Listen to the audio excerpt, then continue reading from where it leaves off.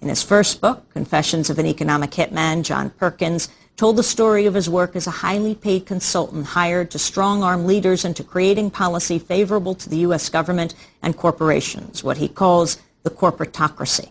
John Perkins says he helped the U.S. cheat poor countries around the globe out of trillions of dollars by lending them more money than they could possibly repay and then taking over their economies. John Perkins has just come out with his second book on this issue. It's called The Secret History of the American Empire: Economic Hitmen, Jackals, and the Truth About Global Corruption. John Perkins joins us now in the Firehouse studio. Welcome to Democracy Now! Thank you, Amy. It's great to be here. Well, before we go further, economic hitmen, for those who haven't heard you describe this, let alone describe yourself as this, what do you mean? Well, really, I think it's fair to say that since World War II, we economic hitmen have managed to create the world's first truly global empire. And we've done it primarily without the military. Unlike other empires in history, we've done it through economics very subtly. We work many different ways, but perhaps the most common one is that we will identify a third world country that has resources our corporations covet, such as oil, and then we arrange a huge loan to that country from the World Bank or one of its sister organizations.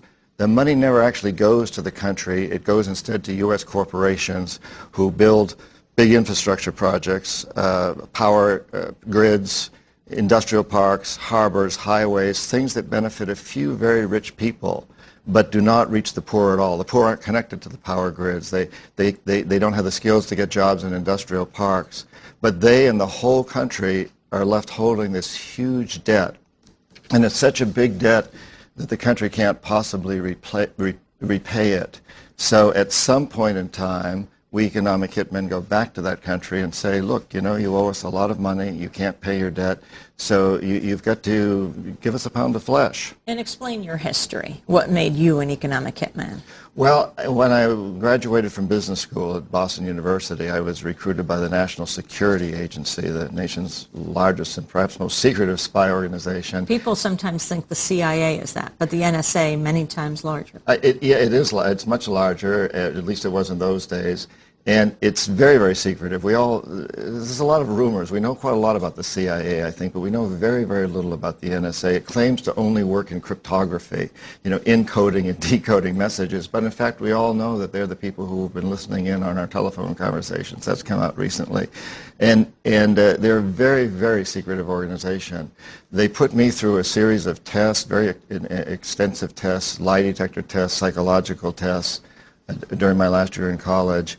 And I think it's fair to say that they identified me as a good potential economic hitman.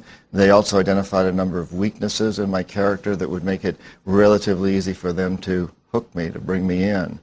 And I think those weaknesses are kind of what we might call the three big drugs of our culture: money, power, and sex. You know, who amongst us doesn't have one of them? I had all three at the time. And then I joined the Peace Corps. I was encouraged to do that by the National Security Agency. Spent 3 years in Ecuador living with indigenous people in the Amazon and the Andes, people who today, and at that time, were beginning to fight the oil companies. In fact, the largest environmental lawsuit in the history of the world has just been brought by these people against Texaco, Chevron. And that was incredibly good training for what I was to do. And then while I was still in the Peace Corps, I was recruited into a U.S. Private corporation called Charles T. Main, a consulting firm out of Boston of about 2,000 employees. Very low-profile firm that did a tremendous amount of work of what I came to understand was the work of economic hitmen, as I described it earlier, and that's the role I began to fulfill, and eventually it kind of rose to the top of that organization as its chief economist. And how did that tie to the NSA? Was there a connection? You know, that's what's very interesting about this whole system, Amy, is that there's no direct connection. The NSA had interviewed me, identified me, and then essentially turned me over to this private corporation. It's a very subtle and very smart system whereby it's the private industry that goes out and does this work. So if we're caught doing something, if we're caught bribing or corrupting local officials in some country, it's blamed on private industry, not on the U.S. government. And it's interesting that in the few instances where economic hitmen fail, what we call the jackals, who are people who come in to overthrow governments or assassinate their leaders, also come out of private industry. These are not CIA employees. We all have this image of the 007, the government agent hired to kill, with license to kill.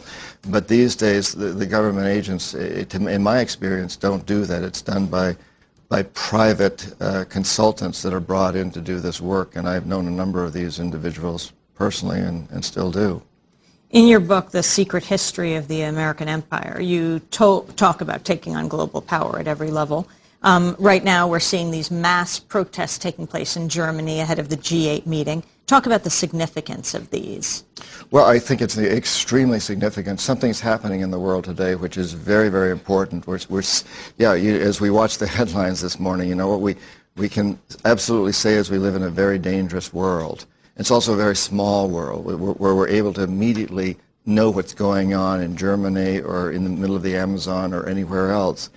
And we're beginning to finally understand around the world, I think, that the only way my children or grandchildren or any child or grandchildren anywhere on this planet is going to be able to have a peaceful, stable, and sustainable world is if every child has that.